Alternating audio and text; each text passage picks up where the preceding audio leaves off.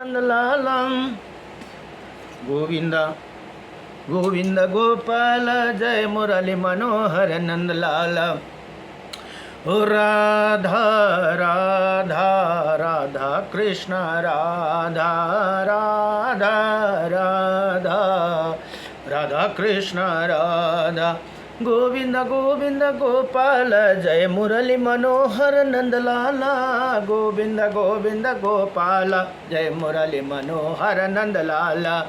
राधा राधा राधा कृष्ण राधा राधा राधा राधा कृष्ण राधा। कृष्ण की प्यारी श्री राधा, कृष्ण की प्यारी श्री राधा। विश्वभानु दुलारी श्री राधा, विश्वभानु दुलारी श्री राधा। राधा राधा राधा कृष्ण राधा राधा राधा राधा कृष्ण राधा। जय जय श्री लाडली सरकार की जय। तन मन बचन ले प्रभु नाम गाऊं। हरे राम कृष्ण भंदई रमाऊं।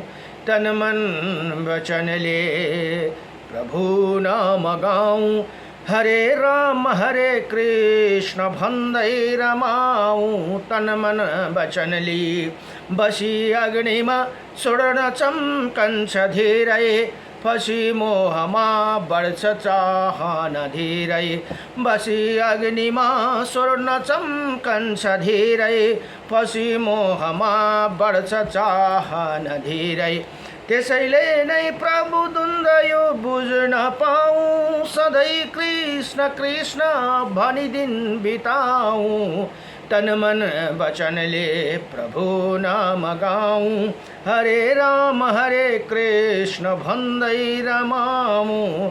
तन मन वचनले सधैँ फूल हस्दछ काँडामा झुल्दै। तिमी भित्रै छौ खोजी हिँडेछु म डुल्दै। सधैँ फूल हाँस्दछ काँडामा झुल्दै। तिमी भित्रै छौ खोजी हिँडेछु म डुल्दै। विपत्तिमा हाँस्ने म सामर्थ पाऊँ। विपत्तिमा हाँस्ने म सामर्थ पाऊँ। गोविंद गोपाल जोपी खूब रमाऊं। तन मन वचनले प्रभु नाम गाऊं।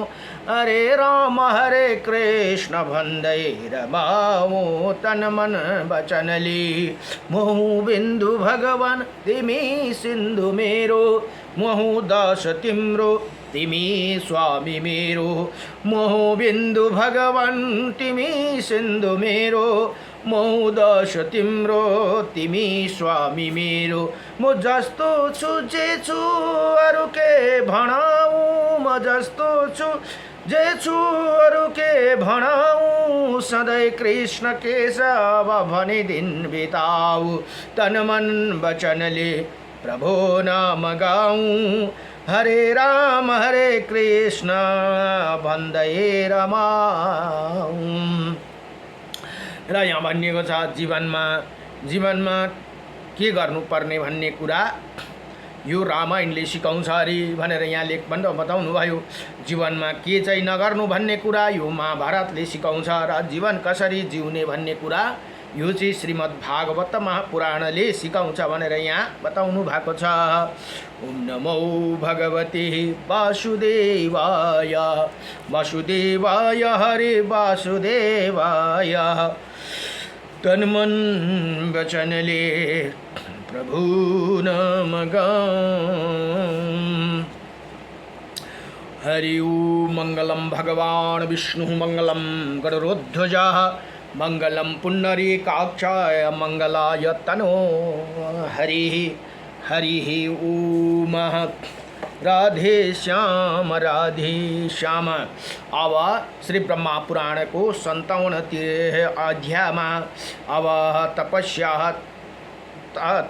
तीर्थ इंद्र तीर्थ और वृषा कपि एवं अजब अजब का तीर्थ की महिमा भनेर यहाँ बताउनुहुन्छ। अब ब्रह्माजी फेरि भन्नुहुन्छ नारद मुनिलाई, अब तपस्या तीर्थ बहुत बड़ा तीर्थ है, वहाँ तपस्या की वृद्धि करने वाला समस्त अभिलाषित वस्तुओं का दाता, पवित्र तथा पितरों को प्रसन्नता बढ़ाने वाला भनेर यहाँ भन्नुभयो। अब उस तीर्थ में जो पापनाशक घटना घटी है उसे बतलाता हूँ, सुनो भनेर यहाँ नारद मुनिलाई भन्नुहुन्छ।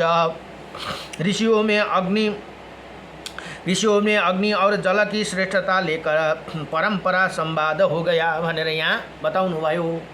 अब हुआ एक पक्ष कहता है कि जल श्रेष्ठ है और दूसरा पक्ष कहते हैं अग्नि श्रेष्ठता है। प्रतिपादन करते थे अग्नि श्रेष्ठता बतलाने वाले अपनी युक्तियों का प्रकार उपस्थित करते थे भनेर यहाँ भन्नुहुन्छ। अग्नि के बिना जीवन कहाँ रह सकता है, क्योंकि अग्नि ही जीवन रूप है, आत्मा और हब्बी सह भी वही है भनेर यहाँ भन्नुहुन्छ। अग्नि से समस्त जगत की उत्पत्ति होती है, अग्नि समस्त विश्व की धारण करते भनेर एकजना ऋषिले अग्नि को बड़ी बड़ाई गर्दछन्। यहाँ अग्नि ही श्रेष्ठ हो भनेर, अग्नि ही ज्योतिमय जगत है, अतः अग्नि से बढ़कर दूसरा कोई भी अत्यंत पावन देवता नहीं है भनेर एक ऋषिमुनिले भन्दछन्। अग्नि ही अंत ज्योति तथा परम ज्योति कहते हैं, अग्नि बिना कोई भी वस्तु नहीं है, ये त्रिलोक की अग्नि का धाम है भनेर यहाँ भन्नुहुन्छ। इसीलिए पाँचों भूतों से अग्नि में श्रेष्ठ दूसरा कोई नहीं। पाँच भूत भनेको हाम्रो शरीर बनिएको अग्नि, जल, वायु, आकाश र पृथ्वीले बनिएको छन्। इसीलिए पाँच भूतों हूँ, अग्नि श्रेष्ठ दूसरा कोई नहीं। नारी की योनि में है, पुरुष जो वीर्य स्थापित करते हैं, उसे भी जो देह आदि के निर्माण शक्ति होते वो सब अग्नि का ही है भनेर यहाँ यसरी बताउनु भयो। अग्नि ही देवता का मुख है, अतः उसे बड़ा कुछ भी नहीं भनेर अब अग्नि का उपासना थे उनले बताए ऋषिले। अब दूसरे वेदवादी ही पुरुष जल को श्रेष्ठ मानते थे। अर्को ऋषि फेरि जललाई श्रेष्ठ मान्दछन्। उसका कहना था कि जल से ही अन्न की उत्पत्ति होती है तथा जल से ही मनुष्य का शुद्धि होती है और जल से ही सबको धारण कर रखा है। जल ने ही सबको धारण कर रखा है, अतः जल को माता माना गया है भनेर यहाँ भन्नुहुन्छ। अब पुराण वेताओं में कथन है कि जल ही तीनै लोक में जीवन है, जल से ही अमृत उत्पन्न हुआ है और जल से ही औषधियाँ होती है। इसी प्रकार एक पक्ष अग्नि श्रेष्ठ कहता है, दूसरा पक्ष जल को ही मामिसा कहते हुए एक दूसरे को विरुद्ध तर्क उपस्थित करने वाला वेदवादी ऋषि मेरे पास आकर बोले। अब ब्रह्मा जी भन्नुहुन्छ, यी दोनों ही मेरो पासमा आएर भन्दछन्, भगवान आप तीनै लोक के प्रभु हे त बतलाइए, अग्नि श्रेष्ठ ही या जल? मैंने कहा दोनों ही जगत में परम पूजनीय है भनेर यहाँ मैले बताइदिएँ भनेर यहाँ ब्रह्मा जी नारद मुनिलाई भन्नुहुन्छ। दोनों से जगत उत्पन्न होते हैं, दोनों से ही हव्य कव्य और अमृत का प्राकट्य होते हैं, दोनों ही जीवन जो है दोनों ही शरीर का धारण करने वाला, इनमें परस्पर कोई विशेषता नहीं है, दोनों ही समान रूप से ही श्रेष्ठ माने गए हैं, दुईटामा कोही ठुलो बडा छैनन्, सामान्य हुन् अग्नि र जल भनेर यहाँ ब्रह्माजीले यसरी सम्झाउनुहुन्छ। मेरो कथन से ये बात सिद्धि हुई कि दोनों ही श्रेष्ठ ही, कोई एक नहीं, परंतु वो ऋषि ऐसे ही मानते थे कि इन दोनों में से एक ही श्रेष्ठ है, अतः उन्हें मेरी बातों का संतोष नहीं हुआ। तब वो क्षीर सागर में शयन करने वाला शंकर चक्र गदाधारी भगवान विष्णु के पास में गए और नाना प्रकार के स्तोत्र उनकी स्तुति करने लगे। अब ऋषियों बोले, ऋषिहरूले स्तुति गर्न थाले भगवान विष्णु को, जो भविष्य में होने वाले हैं, जो जन्म ले चुके हैं तथा जो अभिग्रह गर्भ में ही प्रविष्ट हुए, उसी संपूर्ण भुवन को जो सदा अपनी ज्ञान दृष्टि में रखते हैं, ये चित्र विचित्र रूप वाले समस्त त्रिलोक के अंत में जिनके भीतर लीन होते हैं, जिन्हें म ऋषि गण अक्षर सनातन अप्रमेय तथा वेद्य बतलाते हैं, जिनका शरण में गाए हुए प्राणी अपने अभिष्ट पदार्थ को प्राप्त कर लेते हैं, उन्हें परमार्थ वस्तु रूप परमेश्वर की हम शरण लेते हैं। हे जगन्नाथ जगत्रियाबास महाभूतमय जगत में जो भूत सबसे प्रधान है, श्री विष्णु का स्वरूप है, जो जिसे योगी भी नहीं जान पाते, उसी पर प्रतिपादन करने के लिए महर्षिगण यहाँ आए हुए हैं। अतः वो आए यहाँ आए सत्य के प्रकट करे है। जगदीश्वर आप संपूर्ण देहधारियों के अंतरात्मा है, आप ही सब कुछ है, अपने में ही संपूर्ण जगत स्थिति। तथापि कितने आश्चर्य की बात है कि प्रकृति से प्रभावित होकर होने के कारण कोई कहीं आपकी सत्ता का अनुभव नहीं करते हैं। वास्तव में आप बाहर और भीतर सब और विद्यमान है, संपूर्ण विश्व के रूप में आप ही सब और उपलब्ध हो रहे हैं। ऋषियों का इस प्रकार स्तुति करने पर जगत जननी देवी बाका आकाशवाणी ने कहा, हे तुम लोग तपस्या भक्ति और नियम के साथ दोनों की आराधना करो। जिसके आराधना से पहले सिद्धि प्राप्त हो वही भूत सबसे श्रेष्ठ कहलागे। बहुत अच्छा कहकर संपूर्ण लोकमान्य ऋषि ने वहाँ से चले दिए और थक गए थे। उनका अंतकरण खिन्न हो रहा था। उन्होंने उत्तम वैराग्य का आश्रय लिया और तपस्या करने का दृढ़ संकल्प लेकर वो सबल लोग त्रिभुवन में पवित्र करने वाली जगत जननी गौतमी के गंगा के तट पर आए और वहाँ जल देवता तथा अग्नि देवता की पृथक पूजा करने के उद्धत हुए। जो अग्नि के पूजक थे वो जल के पूजा में प्रविष्ट हुए। उस समय वहाँ वेद माता देवी वाणी, वेद माता भनेको जो वेद का माता हुनुहुन्छ देवी वाणी सरस्वती ने फिर कहा, जल में जल से ही शुद्धि होती है। जो अग्नि को पूजा कहे वो विचार तो करे, बिना जल का पूजन कैसे? जल होने पर ही मनुष्य सब कर्मों का अनुष्ठान का अधिकारी होते हैं। वेदता पुरुष जब तक शीतल जल से श्रद्धापूर्वक स्नान न कर लेते तब तक अपवित्र मलिन एवं शुभ कर्म का अधिकारी ही रहता है। कर्म का अनअधिकारी है, अधिकारी है ना, अनअधिकारी रहता है। इसीलिए जल सबसे श्रेष्ठ है। उसी माता का पदवी दी गई है, अतः जल ही श्रेष्ठ है भनेर यहाँ बताउँदछन्। वेदवादी ऋषियों ने ये आकाशवाणी सुनी, इसी से उन्हें निश्चय हो गया कि जल ही श्रेष्ठ है।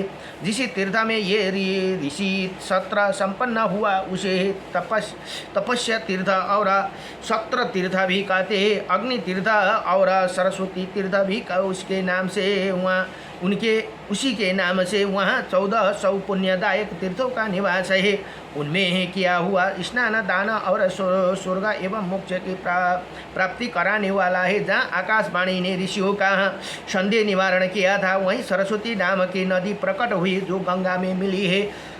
सरस्वती और गंगा के संगम में महात्मा बतलाने में कौन मनुष्य सामर्थ्य हो सकते हैं भनेर यहाँ बताउनुहुन्छ। गौतमी तट पर इंद्र तीर्थ के नाम से वो प्रसिद्ध तीर्थ है। वहाँ जहाँ वृषा कपि तीर्थ भी है, उसे ही फेना संगम हनुमत तीर्थ जहाँ अब जग का तीर्थ भी कहते हैं। वहाँ भगवान त्रिविक्रम का निवास है। उसी तीर्थ में स्नान और दान करने से संसार में लौटना नहीं पड़ता है। वहाँ का वृत्तांत बतलाता हूँ। गंगा के दक्षिण और उत्तर तट पर इंद्रेश्वर तीर्थ भी पूर्व काल में नमुची नाम का दैत्यों ने देवराज इंद्र का प्रबल शत्रु था। उसी मद से उन्मत्त रहता था। एक बार इंद्र के साथ उसका युद्ध हुआ। इंद्र ने फेन से उसका मस्तक काट डाला। तरह ब्रज रूपधारी फेन शत्रु का मस्तक काटने पर पश्चात गंगा के दक्षिण तट पर गिरी और पृथ्वी को छेद कर रसताल में समा गया। अब रसताल में जो गंगा का जल है वही संपूर्ण विश्व के पवित्र करने वाला है। ब्रजा ने पृथ्वी को छेद कर जो मार्ग बना दिया वही उसी मार्ग से वहाँ पातल गंगा का जल पृथ्वी के ऊपर निकल आए है। उसी को फेन नदी कहते हैं। गंगा जी के साथ जो उसका पवित्र संगम हुआ वही संपूर्ण विश्व में विख्यात है। गंगा यमुना के संगम की भांति वही भी समस्त पापों को नाश करने वाला। वहाँ स्नान करने मात्र से स्नान करने मात्र से हनुमान जी को करने मात्र से स्नान करने मात्र से हनुमान जी को उपमाता जिनका मुख बलवा बालका सा हो गया था, उसी संकट से मुक्ति हुई थी। उसी तीर्थ में मार्जर तीर्थ और हनुमत तीर्थ भी कहते हैं। उसी उपाख्यान पहले कहा जा चुका है। अब वृषा कपि और अब जक तीर्थ की कथा सुनो। हिरण्य नाम से विख्यात एक दैत्य का पूर्वज वह तपस्या करके संपूर्ण देवताओं को अजय हो गया था। भने यहाँ अजय देवताओं से अजय हो गया था। अब ये हिरण्य बड़ा भयंकर दैत्य था। उसका बलवान पुत्र महाशनि के नाम से विख्यात था। वही भी देवताओं के लिए सदा दुर्जय था। उसकी स्त्री का नाम पराजिता था। एक बार महापराक्रमी महाशनि ने युद्ध के मुहाने पर ऐरावत सहित इंद्र का परास्त किया और उन्हें ले जाकर अपने पिता के सौंप दिया। इंद्र पर विजय पाने के बाद महाशनि ने वरुण को जीतने के लिए उन पर आक्रमण कर दिया, किंतु वरुण बड़े बुद्धिमान थे। उन्होंने महाशनि को अपने कन्या ब्याह कर दी भनेर आफ्नै ती हेर्नुहोस् त वरुण देवताले आफ्नो कन्यालाई पुत्रीलाई उनको ब्याह गरिदिए अरे। इधर तीनों लोक बिना इंद्र को हो गया। तब सब देवताओं ने मिलकर सलाह की और भगवान विष्णु ही पुनः इंद्र को दे सकते हैं, क्योंकि वो दैत्यों के हंता और मंत्रस्ता भी है वही, अतः वो दूसरे के भी इंद्र बना देगी। ऐसे निश्चय करके सब देवता भगवान विष्णु के पास गए और उन्होंने सब हाल कह सुनाया। भगवान विष्णु ने कहा, हे महादैत्य, महाशनि ने मेरे लिए अवध्य ये कहकर उन्हें महाशनि के ससुर वरुण के पास गए और उन्होंने इंद्र के पराभाव का समाचार बतलाए हुए बोले, तुम्हें ऐसे यत्न करना चाहिए जिसे इंद्र पर पुनः अपने पद पर लौटाए। भगवान विष्णु के आदेश से वरुण शीघ्र ही वहाँ गए और दैत्यों ने विनय पूर्वक अपने ससुर से वहाँ पधारने का कारण पूछा। वरुण ने कहा, हे महाबाहु, कुछ दिन पहले तुमने इंद्र को परास्त करके रसताल में बंदी बना लिया है। वही देवताओं के राजा है, उन्हें लौटा दो। यदि शत्रु को बांध कर फिर छोड़ दिया जाए तो वो सत्य पुरुष के लिए महान कारण होते हैं। बहुत अच्छा कहकर दैत्यराज महाशनि ने ऐरावत सहित इंद्र को लौटा दिया और उसने बात कही, इंद्र, आज से तुम शिष्य हुए और मैं ही ससुर वरुण जी है, और ये मेरे ससुर वरुण जी तुम्हारे गुरु हुए, क्योंकि इन्होंने तुम्हें मुक्ति दिलाई।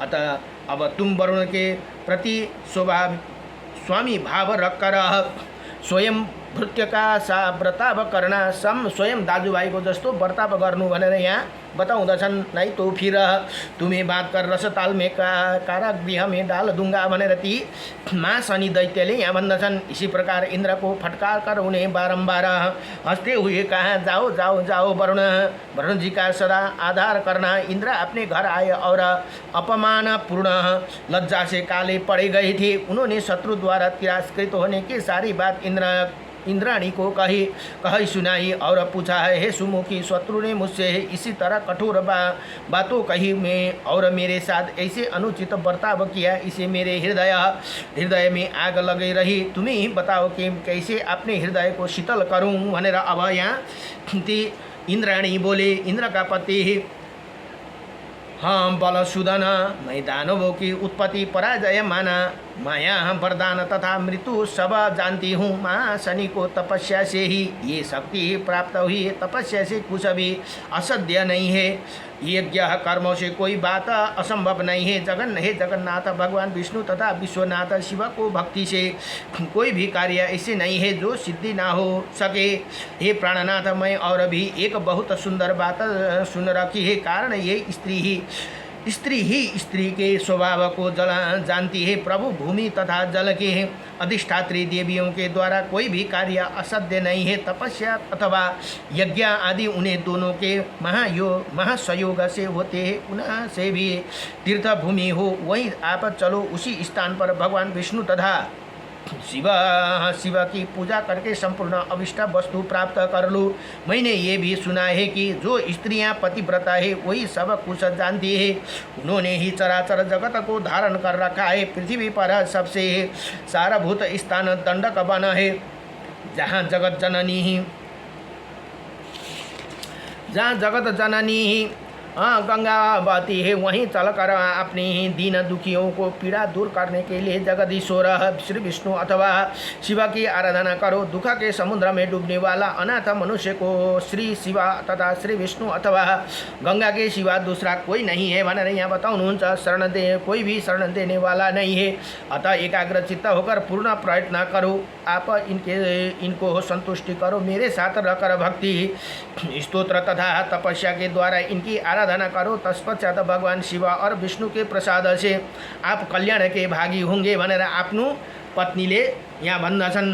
बिना जाने किए हुआ कर्म निष्ठा पुरुष को एक गुना फल देते हैं। उनके विधि विधान और तत्व को अच्छे प्रकार जानकर करने से 100 गुना फल मिलते हैं, और पत्नी के साथ उसका अनुष्ठान करने से वही कर्म अनंत फल देते हैं। कुनै पनि कर्म गर्दा विवाहित पुरुषले पति पत्नी सँगै भएर गर्नुपर्दछ, फल देने वाला होते हैं। गृहस्थ पुरुष को सब कार्य में ये पत्नी ही सहायता करने वाली है। उसके सहयोग बिना छोटे से छोटे कार्य भी सिद्धि ना होते हैं। ना तो पुरुष अकेला जो कर्म करता है उसका आधा फल उसे मिलता है, किंतु पति के साथ जो कर्म किया जाता है उसका पूरा फल पुरुष को प्राप्त होते सुना जाता है। अब दंडकारण्य वन में सरिताओं में श्रेष्ठ गौतमी गंगा बहती है और समस्त पापों को नाश करने वाली तथा संपूर्ण अभिलाषित वस्तु को देने वाली अतः मेरे है साथ वहाँ चलिए मैं महान फलदायक पुण्य कर्म का अनुष्ठान कीजिए भनेर यहाँ ती 25 पत्नी के रे इंद्र की पत्नी सची ने भन्दछन्। इसे आप संग्राम में अपने शत्रुओं का संहार करके महान सुख को भोग भागी होंगे। अच्छा ऐसे ही करूँगा कहकर अपने गुरु बृहस्पति और पत्नी सची को साथ ली इंद्र जगत जननी गौतमी के तट पर गंगा के तट पर गए। दंडकारण्य के भीतर उन वन पावन धारा का दर्शन करके इंद्र ने बड़ी प्रसन्नता हुई। उन्होंने देवादिदेव शिव की प्रसन्नता के लिए तपस्या करने का विचार किया। पहले गंगा में स्नान करके उन्होंने हाथ जोड़कर प्रणाम किया तथा एकमात्र भगवान शिव को शरण होकर उन्हें शतवन आरंभ किया। इंद्र बोले, जो आप अपनी माया से संपूर्ण भगवान शिव को प्रार्थना करना चराचर जगत की सृष्टि रक्षा और संहार करते हैं, किंतु उसमें आसक्त नहीं होते। एक स्वतंत्र तथा अद्वैत चिदानंद स्वरूप है, वही पिनाकधारी भगवान शंकर को हम पर प्रसन्न हो। वेदांत के रहस्यों को भली भांति जानने वाला सनक आदि मुनि अधः जिनके तत्व को ठीका नहीं जानते, वो संपूर्ण अभिष्ट वस्तुओं का दाता अंधकासुर विनाश का पार्वती पति भगवान शिव हमारा प्रसन्न हम पर प्रसन्न हो। जब पाप दरिद्रता लोभ याचना मोह और विपत्ति आदि अनंत संसारिक दुख कष्ट हुए, उनका प्रभाव फैले लगे हो और उनमें संपूर्ण जगत व्याप्त हो, तब वो सब अवस्था देखकर देवेश्वर महादेव जी को मैं चरकित हुए और देवी पार्वती बोले, हे लोकेश्वरी ये संपूर्ण जगत नष्ट होना चाहता है, तुम इसकी ही रक्षा करो। हे लोका माता उमा, आप सबको शरण देने वाली उत्तम ऐश्वर्य युक्त परम कल्याणमयी तथा संपूर्ण जगत की प्रतिष्ठित हो। हे वरदायिनी, अपनी ही जय हो। जो आप भोग समाधि परम मुक्ति ही स्वाहा स्वदा स्वती ही आदि सिद्धि वाणी ही बुद्धि तथा अजर अमर हो। मेरी आज्ञा के अनुसार तीनों लोका में विद्या तथा आदि रूपा आप ही रक्षा करती है। रूप से है आप ही रक्षा करती है। आपने ही प्रकृति रूपा में इसी विचित्र त्रिलोक की सृष्टि की है। ये शंकर जी के ये कहने पर उनकी ही प्राण बल्लभ भगवती उमा उनका आलिंगन करने के प्रेम लाभ करने के लगी और थक कर भगवान को आधे शरीर लग गई अतः अपने हाथों की उंगलियों से पसीने का जल पोंछकर फेंका। उसी जल पहले धर्म का प्रादुर्भाव हुआ, उसी के बाद लक्ष्मी प्रकट हुई, फिर दान उत्तम धृति सत्व सरोवर धन्य पुष्प फल शस्त्र गृह गोपयोगी अस्त्र तीर्थ वन तथा चराचर जगत अभिभार हुआ। देवी ये सब परा पाप रहित सृष्टि थी। भगवती उमा आपको प्रभाव से संसार में प्रचुर सुख की वृद्धि हुई। सदा सब और मंगलमय कृत्य शोभा पाने लगे। जय जगदम्बा, आप संपूर्ण जगत की स्वामिनी हो भनेर यहाँ दिव्य प्रार्थना गर्दछन् इंद्रले। और हमें भय से डरे हुए, अतः आप हमारी रक्षा करो। कोई ही तर्क करते हैं और कोई मोहित हो जाते हैं और कोई उसमें लीन रहते हैं, परंतु हम तो हो शिव और शक्ति के सुंदर आदित्य रूप को सर्वदा नमस्कार करते हैं भनेर यहाँ दिव्य संगले प्रार्थना करे। इसी प्रकार स्तुति करने वाला इंद्र के समक्ष भगवान शंकर प्रकट हुए, बोले, हे देवराज, तुम क्या चाहते हो? अपना अभिष्ट मनोरथ कहो। इसे कहा भगवान, मेरे बलवान शत्रु महाशनि जो देखने में एक ब्रज के समान भयंकर है, मुझे बात कर रसताल में ले गया था। वहाँ उसने अनेकों बार मेरे तिरस्कार किया और वचन रूपी वाणी से बधीता रहा। मेरा ये प्रयत्न उसकी वध करने के लिए आप मुझे वो शक्ति प्रदान कीजिए जैसे शत्रु का नाश कर सकूं। जिसे मेरे अपमान किए उसका नाश करने पर ही मैं अपना नया जन्म मानूंगा। विजय और लक्ष्मी की अपेक्षा कृति ही श्रेष्ठ है। ये सुनकर शिव ने इंद्र से कहा, ये अकेले मेरे द्वारा तुम्हारे शत्रु का वध नहीं हो सकता। तुम अविनाशी भगवान जनार्दन की भी आराधना करो। हे सती भी ऐसे ही करे। भगवान नारायण तीनों ही लोक के एकमात्र आश्रय है, उनकी ही अनन्य चित्त में उपासना करो। भगवान शिव की आज्ञा से इंद्र ने गंगा जी के दक्षिण तट पर मुनीश्वर आपस्तंभ के पास गए और उनके साथ लेकर फेना तथा गंगा के पवित्र संगम पर भांति भांति के वैदिक मंत्र द्वारा तपस्या द्वारा भगवान जनार्दन की स्तुति करने लगी। उनकी स्तुति भगवान विष्णु को बड़ी प्रसन्नता हुई और वो प्रत्यक्ष प्रकट होकर बोले, हे इंद्र, तुम्हें क्या वर दूँ? वो बोले, मुझे ऐसे ही वर दीजिए कि मेरे शत्रु का वध कर सकूं। भगवान ने कहा, दे दिया। फिर तो शिव, गंगा तथा विष्णु के प्रसाद से जल के भीतर एक पुरुष प्रकट हुआ। उसे भगवान शिव और विष्णु दोनों रूप धारण किए हुए थे। उसने हाथों में चक्र भी था और त्रिशूल भी। उसी रसताल में जाकर इंद्र शत्रु महाशनि का वध किया। उसका नाम अबजक और वृषकपि हुआ भनेर यहाँ भन्नुहुन्छ। वही इंद्र का शाखा बन गया। इंद्र स्वर्ग में रहते हुए भी प्रतिदिन वृषकपि के पास आते थे। उन्हें अन्यत्र आसक्त देख सची के हृदय में प्रणय कोप का उदय हुआ। तब इंद्र ने हंसकर उन्हें संतावना देते हुए कहा, हे प्रिय, मैं अपने शरीर को शपथ खाकर कहता हूँ, मित्रवर, वृषकपि के सिवा और किसी के घर नहीं जाता हूँ। अतः तुम्हें मुझ पर संदेह नहीं करना चाहिए। तुम पतिव्रता और मेरी प्रियतमा हो। धर्म करने तथा उचित सलाह देने में मेरे सदा सहायता करती हो। साथ ही संतावनवती हो, कुलीन भी हो और फिर तुम्हें सिवा दूसरा कौन स्त्री हो प्रियतम हो सकती है। तुम्हारी ही उपदेश में ही महानदी गौतमी के गंगा को तट पर गया और वो भगवान विष्णु और शिव तथा मित्र वृषकपि को प्रसाद से तुम्हारा दुख सागर से पार हुआ और अब ये राज्य से च्युत न होने वाला इंद्र हूँ। ये सब तुम्हारे सहयोग का फल है भनेर यहाँ आफ्नो पत्नीलाई सचीलाई सम्झाउँदछन्। जहाँ स्वामी के चित्त का अनुसरण करने वाली पतिव्रता स्त्री हो, वहीं कौन सा कार्य असाध्य है। वहाँ तो मोक्ष भी दुर्लभ नहीं है। फिर अर्थ काम आदि तो हो क्या बात ही क्या है। पत्नी भी परम पवित्र है। वही वहाँ लोक और परलोक दोनों हित कारण होती है।